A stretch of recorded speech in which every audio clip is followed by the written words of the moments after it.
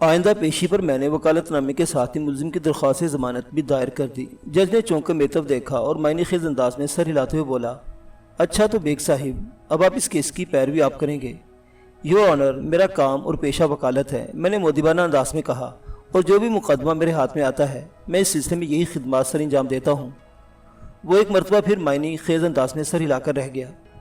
میں نے اپنے موکل کی ضمانت کے سلسلے میں دلائل دینا شروع کیے۔ 15-20 منٹ تک استغاثہ اور مدعی میں حمایت اور مخالفت کا عمل جاری رہا، لیکن کوئی خاطر خواہ نتیجہ برآمد نہیں ہوا۔ قتل کے ملزم کی ضمانت ناممکن حد تک مشکل ہوتی ہے۔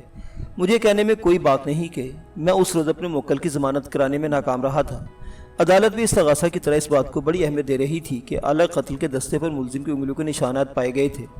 اس پیشی پر کوئی قابل ذکر کارروائی نہ ہو سکی۔ اگلی پیشی 10 روز بعد تھی اور اس دن عدالتی کارروائی کا باقاعدہ آغاز ہوا۔ جج نے فرد جرم پڑھ کر سنائی۔ ملزم نے صحت جرم سے انکار کر دیا۔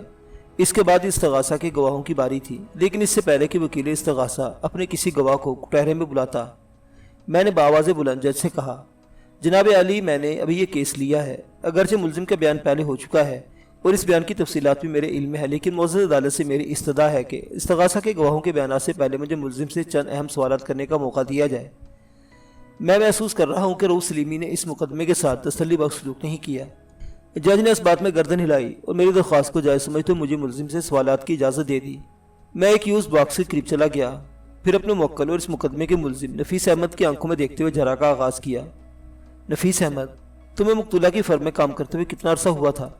قریباً 2 سال، اس نے جواب دیا۔ تم ایک کاپی رائٹر کی حیثیت سے ایرو ایڈورٹائزنگ میں کام کر رہے تھے۔ میں نے جرا کے سلسلے کو آگے بڑھاتے ہوئے کہا، کیا تم نے اپنی پیشہ ورانہ زندگی کا آغاز یہیں سے کیا تھا؟ میں ہلکے پھلکے سوالات کر کے ملزم کی زبان سے چند ایسے نکات معزز عدالت کے روبرو لانا چاہتا تھا جو بعد ازاں میرے موکل کے لیے بہت مددگار ثابت ہوتے۔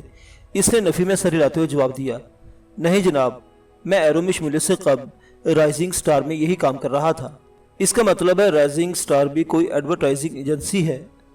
میں نے خود کلامی کے انداز میں کہا، پھر کٹہرے میں کھڑے ملزم سے پوچھا، رائزنگ سٹار چھوڑنے کی کوئی خاص وجہ تھی؟ رائزنگ سٹار والے مجھے بہت کم تنخواہ دے رہے تھے، ملزم نے جواب دیا، اور تنخواہ بڑھنے کے دور دور تک کوئی امکانات نظر نہیں آتے تھے۔ ایجنسی کے مالک کی کنجوسی پورے فیلڈ میں مشہور تھی۔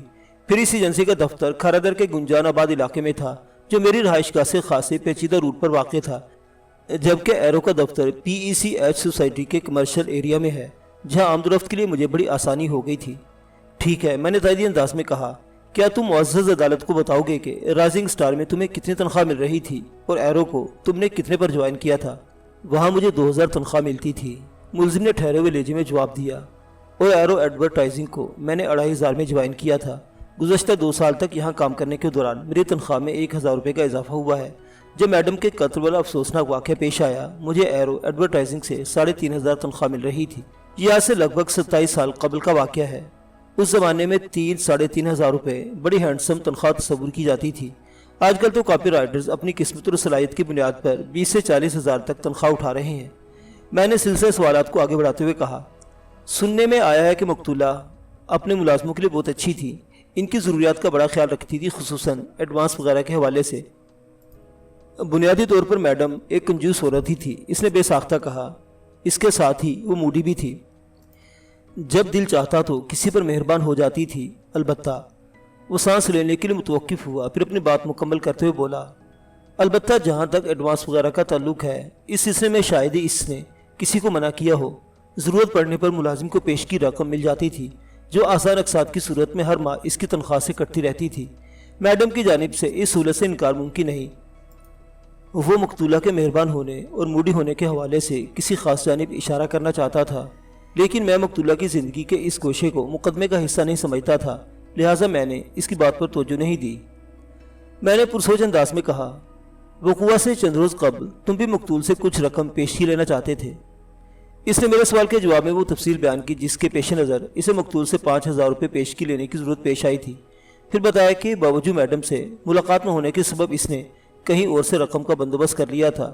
چنانچہ وقوع کے روز جب مقتولہ نے اسے اپنے کمرے میں بلا کر ملنے کے بارے میں استفسار کیا تو اس نے بتا دیا کہ وہ جس مقصد سے مقتولہ سے ملاقات کا خواہاں تھا، وہ مقصد ملاقات سے پہلے ہی پورا ہو گیا ہے۔ اس کے باوجود بھی مقتولہ نے تمہیں رقم کی پیشکش کی تھی؟ جی ہاں، پیشکش کی تھی، لیکن میں نے معذرت کر لی، اس نے جواب دیا۔ میں نے پوچھا، تم نے وقوع کے روز मकतूला के कमरे में लगभग कितना वक्त गुजारा था? इस तगासा के मुताबिक तुम लगभग आधा घंटा मकतूला के कमरे में रहे थे। मुझे अच्छी तरह याद है कि मैं उस रोज़ छुट्टी से थोड़ी देर पहले यानी 5:45 बजे मैडम के कमरे में दाखिल हुआ था। वो पुरवसूख लहजे में बोला और 6:05 या 6:10 पर वहाँ से निकल आया था। इन 20-25 मिनट का लगभग आधा घंटा कहा जा सकता है। मुझे पता चला है एरो एडवर्टाइजर्स में काम 11 बजे शुरू होता है और शाम में 6 बजे तक छुट्टी हो जाती है। मैंने इसके चेहरे पर नजर जमाते हुए कहा, वकूआ के रोज़ जब तुम मकतूला के कमरे से निकलकर घर की जानिब रवाना हुए तो इस वक्त तक ऑफिस का सारा स्टाफ जा चुका था कि उनमें से कोई वहाँ मौजूद था। इसने एक लम्हा सोचने के बाद जवाब दिया, मैंने एक एक कमरे में झांक कर तो नहीं देखा, लेकिन मेरा ख्याल है इस वक्त तक सब लोग जा चुके थे सिवाय जीएम साहिब के। तुम्हारा मतलब है अजहर नदीम के सिवा? जी हाँ, अजहर नदीम साहिब ही हमारे जनरल मैनेजर हैं। तुम ये कहना चाहते हो कि तुमने जीएम के कमरे में झांक कर देखा था? मैंने नहीं, बल्कि जीएम ने मैडम के कमरे में झांका था। वो पुरएतमाद लहजे में बोला, जब भी मुझे पता चला कि वो ऑफिस में मौजूद हैं। इसके 1 मिनट बाद ही मैं वहाँ से रुखसत हो गया था। मैं बड़ी सफाई और खूबसूरती से सिचुएशन बना रहा था, लेकिन वकील इस्तगासा को मेरी कारकर्दगी पसंद आई। थोड़ी देर तक तो वो खामोशी से बर्दाश्त करता रहा, फिर बोलने पर मजबूर हो गया। ऑब्जेक्शन योर ऑनर, इसने चीख से मुशाबा लहजे में कहा। इस अदालत में आलमारा मर्डर केस की समाअत हो रही है और वकील सफाई दफ्तरी औकात और मुलाजमीन की आमद को गैर ज़रूरी अंदाज में ज़ेर बहस लाकर मुअज़्ज़ज़ अदालत का कीमती वक्त बर्बाद कर रहे हैं। इन्हें ऐसी गैर मुतल्लिक जरा से रोका जाए। मैंने वकील इस्तगासा के एतराज़ का फौरी जवाब देते हुए उल्टा इसी से पूछ लिया, मेरे फाजिल दोस्त, आपके पास इस बात का क्या सबूत है कि मैं जो कुछ कह रहा हूँ वो गैर ज़रूरी और गैर मुतल्लिक है?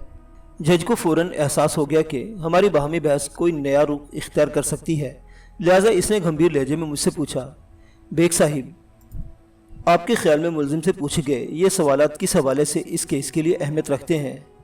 एब्सोल्युटली योर ऑनर, मैंने यकीन भरे लहजे में कहा, और वक्त आने पर मैं इस बात को साबित भी कर सकता हूँ। मिस्टर बेग प्लीज़ प्रोसीड, जज ने फैसला कुन लहजे में कहा। मैं मुलजिम नफीस अहमद की जानिब मुतवज्जो हो गया। जब जीएम अजहर नदीम ने मकतूल के कमरे में झांका तो क्या इस वक्त तुम कमरे में मौजूद थे? जी हाँ, मैं वहीं पर था, इसने जवाब दिया। मैंने पूछा, जीएम महज झांक कर वापस चला गया था या इसने मकतूल से कुछ कहा भी था? जीएम साहिब ने मैडम से कहा था, जुबैरी साहिब का फ़ोन है, इन्हें क्या कहूँ? मैडम ने कहा था जुबैरी साहिब से कह दें, चंद मिनट बाद वो खुद इन्हें कॉल करेंगी, मुलजिम ने जवाब दिया। तो क्या वाकई मकतूला ने चंद मिनट बाद जुबैरी साहिब को फ़ोन किया था? मैं इस बारे में कुछ नहीं जानता, मुलजिम ने नफ़ी में सर हिलाते हुए कहा, क्योंकि मैडम ने जीएम के कमरे से निकलते ही मुझे फारिग कर दिया था और मैं दफ्तर से निकलकर सीधा अपने घर चला गया था, क्योंकि मुझे अपनी फैमिली के साथ हैदराबाद के लिए जाना था। वहाँ से मेरी वापसी इतवार की रात को होती और पीर की सुबह में दफ्तर आ जाता, लेकिन पुलिस ने लगभग आधी रात मुझे मेरे ससुराल वाक़ हैदराबाद से गिरफ्तार कर लिया। मैंने पुरमानी अंदाज में सर हिलाया और अगला सवाल किया, ज़रा सोचकर बताओ, वक़ुआ के रोज़ जब तुम दफ्तर से रुखसत हुए तो उस वक्त तक जुबैरी साहिब वहाँ नहीं पहुँचे थे? जी हाँ, नहीं पहुँचे थे, वो ठोस लहजे में बोला। मैंने जरा के सिलसिले को आगे बढ़ाते हुए सवाल किया, आला कातिल यानी पेपर नाइफ के दस्ते पर तुम्हारी उंगलियों के निशानात पाए गए हैं। जब तुमने अपनी मैडम को कत्ल नहीं किया और इन्हें जिंदा सलामत दफ्तर में छोड़कर गए थे, तो फिर आला कातिल पर तुम्हारी उंगलियों के निशानात क्या मायने रखते हैं? मेरी जरा के अंदाज से झलकता था जैसे मैं डिफेंस काउंसलर ना हूँ बल्कि वकील इस्तगासा हूँ, लेकिन मैंने सवालात का ये अंदाज दानिस्ता और एक ख़ास मकसद के तहत इख्तियार किया था और मेरा मौक्कल इस ख़ास खूबी को बखूबी जानता था। इसने मेरे हिदायत और वक्त की ज़रूरत के तहत जवाब दिया, वकील साहिब, जो शायद किसी शख्स के इस्तेमाल में रही हो, इस पर मज़कूरा शख्स की उंगलियों के निशानात का पाया जाना अचंभे की बात तो नहीं। मैंने मेज़ पर रखे हुए एक सेलोफेन बैग को उठाया। इस बैग में आला कातिल यानी कागज़ काटने वाली छुरी महफूज थी। सब्ज़ दस्ते वाली इस छुरी के तेज़दार ख़तरनाक फल पर जमा हुआ खून बआसानी देखा जा सकता था, ताहम इतने दिन गुजरने के बाद खून की रंगत स्याही माइल हो चुकी थी। मैंने मज़कूरा सेलोफेन बैग को मुलजिम की आंखों के सामने लहराते हुए दरियाफ्त किया। तुम्हारा मतलब है ये पेपर नाइफ तुम्हारे इस्तेमाल में रहा है? जी हाँ, मैं इसी की बात कर रहा हूँ, वो गैर मुतज़लज़िल लहजे में बोला। मैंने मजाक के रंग में कहा, भाई तुम इस ख़तरनाक चीज़ से क्या करते रहे हो जिसके सब्ज़ दस्ते पर तुम्हारे फिंगरप्रिंट सब्त हैं? कहीं तुम... मैंने मायने खेज सवालिया अंदाज में जुमला दूरा छोड़ा था। वो जल्दी से बोला, जनाब, ये पेपर नाइफ ख़तरनाकी का टाइटल इसलिए हासिल कर पाया है कि इसकी मदद से मैडम आलमारा को कत्ल किया गया है, वरना ये तो कागज़ काटने वाली एक आम सी छुरी है जो वक़ुआ से चंद रोज़ पहले तक मेरी दफ्तर स्टेशनरी में शामिल थी, जैसे pencil, pen, razor, sharpener, scale, stapler, paper weight. बिल्कुल वैसे ही ये पेपर नाइफ भी। चंद रोज पहले वक़ुआ से चंद रोज पहले तक मैंने खुद कलामी वाले अंदाज में बड़बड़ाया, फिर मुलजिम की आंखों में देखते हुए इस्तफसार किया। चंद रोज पहले तक ये पेपर नाइफ तुम्हारे इस्तेमाल में था, तो फिर ये कहाँ चला गया था? मैं ये तो नहीं बता सकता कि ये पेपर नाइफ कहाँ गायब हो गया था, वो ठहरे हुए लहजे में बोला। अलबत्ता ऐसा है कि मैंने इसकी गुमशुदगी के बारे में जीएम साहिब को बता दिया था। उन्होंने बुरा सा मुंह बनाकर मुझे अपनी चीज़ों को एहतियात से संभाल कर रखने की ताकीद की और एक दूसरा पेपर नाइफ मंगवा दिया। नए पेपर नाइफ का दस्ता नीले रंग का है और वक़ुआ के रोज़ शाम तक वो मेरी मेज़ पर मौजूद था। अब इसके बारे में मैं कुछ नहीं कह सकता। मैंने हाथ में पकड़े हुए सेलोफेन बैग को गौर से देखते हुए गहरा सांस खारिज किया और दोबारा इस बैग को मेज़ पर रखते हुए गंभीर अंदाज में मुलजिम से दरियाफ्त किया। चंद रोज़ पहले सब्ज दस्ते वाला पेपर नाइफ तुम्हारी मेज़ से गायब हो गया।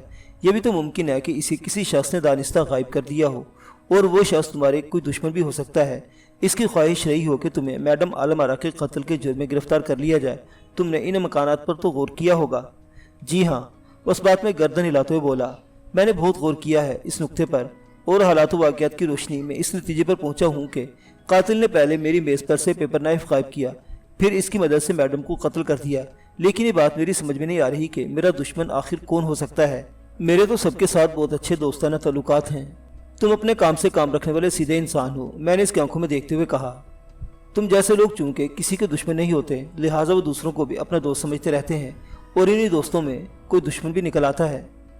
वकील इस्तगासा ने इस मौका पर मुदाखलत ज़रूरी समझी और जज की तरफ देखते हुए बोला, योर ऑनर, इस बात के इम्कानात को नज़रअंदाज नहीं किया जा सकता कि मुलजिम ने एक सोचे समझे मंसूबे के तहत पहले खुद ही पेपर नाइफ गायब किया ताकि चोरी का तासुर उभारा जा सके और बाद में इसी पेपर नाइफ से अपने इस मंसूबे के आखिरी हिस्से पर अमल करते हुए मैडम आलम आरा को कत्ल कर डाला। फिर वो कीमती ज्वेलरी और नकदी लेकर जब वो कुआ से फरार हो गया। बहुत खूब, मैंने इस्तेहज़ाई अंदाज में कहा। मेरे फाजिल दोस्त, आपने अपने तई एक कहानी बनाने की कोशिश की है, लेकिन मौज़रत के साथ कहूँगा कि आपकी कोशिश बुरी तरह नाकाम रही। इस कहानी में कोई दमखम नहीं, एकदम फुसफुसी और झूलज़दा है। मुझे इसके बाज़ हिस्सों पर सख्त एतराज़ है। मैंने तो सिर्फ हक़ाइक़ पेश किए हैं। वो मुआंदाना नज़र से मुझे घूरते हुए बोला, कहानियाँ बनाना और लिखना आपका काम है। सुना है किसी मुकामी डाइजेस्ट में आपकी तहरीरें शाये होती हैं। इसके लहजे में तंज की भरमार थी। मैंने ठहरे हुए अंदाज में कहा, वो मुकामी डाइजेस्ट इतना मशहूर और मकबूल है कि अगर आप इसका नाम ज़ुबान पर ले आएंगे तो आपका कुछ नहीं बिगड़ेगा। मैं अदालत में वकालत करने आता हूँ। वो बेपरवाही से कंधे उचकाते हुए बोला, मार्केटिंग और पब्लिसिटी मेरा शोबा नहीं। इसने मुझ पर एक भरपूर चोट करने की कोशिश की थी। मैंने तहम्मुल से इसके वार को रोका और मोतदिल लहजे में इससे पूछा, क्या कभी आपको मेरी कोई कहानी पढ़ने का इत्तफाक हुआ है?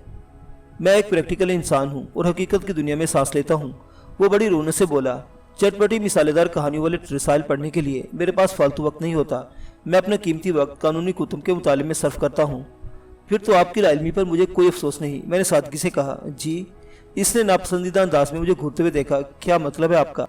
मैंने अपने मतलब की वजाहत में कहा, मेरे फाजिल दोस्त, आपने आज तक चूँकि मज़कूरा डाइजेस्ट में मेरी कोई कहानी पढ़ी नहीं, इसलिए हक़ाइक़ से आप लाइल्म हैं। मैं कोई राइटर नहीं हूँ। मैं अपने किसी कोना मश कलमकार से इसे कहानी की शक्ल में लिखवाकर शाया कराता हूँ। आपके इन मामला से मुझे कोई दिलचस्पी नहीं, वो नागवारी से बोला। जज ने महसूस किया कि हम असल मौजू से हट रहे हैं। वो मुझसे मुखातिब होते सब सारे लहजे में बोला, बेग साहिब, आपको वकील इस्तगासा के बयान के बाज़ हिस्सों पर एतराज़ था, इस बारे में कुछ बताएं। मैंने खंगार कर गला साफ किया और करारे लहजे में कहना शुरू किया, जनाब आली, वकील इस्तगासा ने फरमाया है, मुलजिम ने एक सोचे समझे मंसूबे के तहत खुद ही अपना पेपर नाइफ गायब कर दिया ताकि चोरी का तासुर पैदा हो सके। इसने अपने मंसूबे के मुताबिक मैडम आलम आरा को कत्ल किया और नकदी और कीमती ज्वेलरी समेट कर वहाँ से फरार हो गया। मुझे इस बयान के दो हिस्सों, सोचे समझे मंसूबे और फरार हो गया, पर सख्त एतराज़ है। मैं लम्हे भर के लिए मुतवक्किफ हुआ, एक गहरा सांस खारिज किया और अपनी बात को जारी रखते हुए कहा, जनाब आली, जैसा कि मुअज़्ज़ज़ अदालत जानती है, मुलजिम एक तजर्बाकार कापी राइटर है, कोई कम अकल, बेवकूफ़ और जाहिल इंसान नहीं। लिहाजा इसका सोचा समझा मंसूबा इतना नाक़िस नहीं हो सकता कि वो आला कत्ल के दस्ते पर अपनी उंगलियों के निशाना साफ करना भूल जाए। सोचे समझे मंसूबे की तारीफ ये होती है कि इसमें नाकामी के इम्कानात को हद्दुल इम्कान ख़त्म कर दिया जाता है, ना यह कि इतने सुराग छोड़ दिए जाएँ जिनके सारे पुलिस आसानी से मनसूबा साज को दबोच दे। इसके बरक्स कातिल ने इसी होशियारी और चालाकी का मुजाहरा किया है। इसने इतनी एहतियात से मुलजिम का पेपर नाइफ चुराया कि इसके दस्ते पर मौजूद मुलजिम के फिंगर प्रिंट्स इंतहाई महफूज रहे, जिनके सबब मेरे मुवक्किल को मैडम आलम आरा का कातिल समझा जा रहा है। नंबर 2, मैं एक बार फिर मुतवक्किफ हुआ। हाज़रीन अदालत पर एक सरसरी नज़र डाली اور پھر روئے سخن جج کی جانب موڑتے ہوئے کہا، جناب علی، وقوع کے روز میرا موکل بالکل نارمل انداز میں دفتر سے رخصت ہوا۔ اس کے وہاں سے جانے کو فرار ہونے کا نام دینا قطعی مناسب نہیں۔ اس عمل سے استغاثہ کی بدنیتی ظاہر ہوتی ہے۔ جج نے اس بات میں گردن ہلائی، پھر اپنے سامنے میز پر پھیلے کاغذات کا جائزہ لینے لگا۔ میں نے دیکھا کہ اس نے اپنے قلم خاص کی مدد سے چند نوٹس بھی لیے تھے۔ تھوڑی دیر کے بعد اس نے گردن اٹھائی، پہلے دیوار گیر کلاک پر نگاہ ڈالی، پھر مجھ سے مخاطب ہوتے ہوئے پوچھا، بیگ صاحب، آپ کی جرح مکمل ہو گئی یا آپ ملزم سے کوئی اور سوال کرنا چاہتے ہیں؟ بس آخری سوال یور آنر، میں نے انگشت شہادت کو نمایاں کرتے ہوئے کہا۔ نفیس احمد، تم نے بتایا کہ وقوع سے چند روز قبل تمہارا پیپر نائف گم ہو گیا تھا جو بعد ازاں قتل کی اس واردات میں استعمال ہوا۔ ذرا سوچ کر بتاؤ ان چند روز کی حقیقت کیا ہے؟ 2 روز، 3 روز، 4 روز؟ وہ چونک کر مجھے دیکھنے لگا، پھر پرسوچ انداز میں بولا، وکیل صاحب، مجھے اچھی طرح یاد ہے، میں نے 12 جولائی کو میڈم سے ملنے کے لیے ان کے کمرے میں پرچی بھجوائی تھی۔ اگلی صبح جب میں اپنی نشست پر پہنچا تو پیپر نائف میری میز سے غائب تھا۔ میں نے اپنے کولیگ سے اس بارے میں پوچھا لیکن کسی نے مثبت جواب نہ دیا۔ اس کے بعد میں نے جی ایم کو صورتحال سے آگاہ کیا۔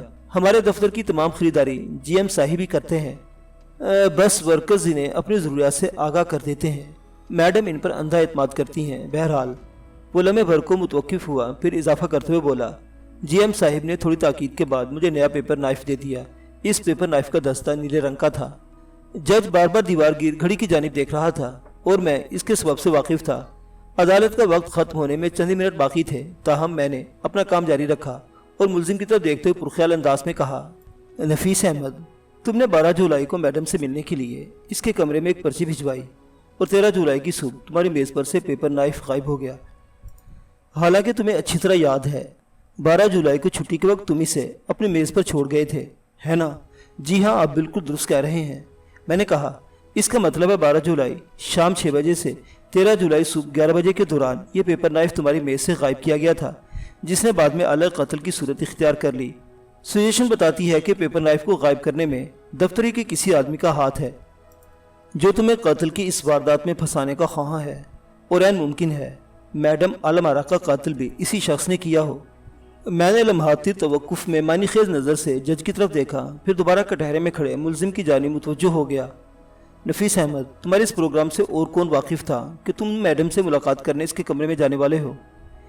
یہ بات صرف ایک ہی شخص کو پتا تھی، اس نے الجھن زدہ لہجے میں جواب دیا، جس کے ذریعے میں نے میڈم تک وہ پرچی پہنچائی تھی۔ مگر اس شخص کا نام بھی تو کوئی ہوگا، میں نے سرسراتی آواز میں پوچھا۔ اکبر حیدر، نفیس نے جواب دیا۔ اس کے ساتھ ہی عدالت کا مقررہ وقت ختم ہو گیا۔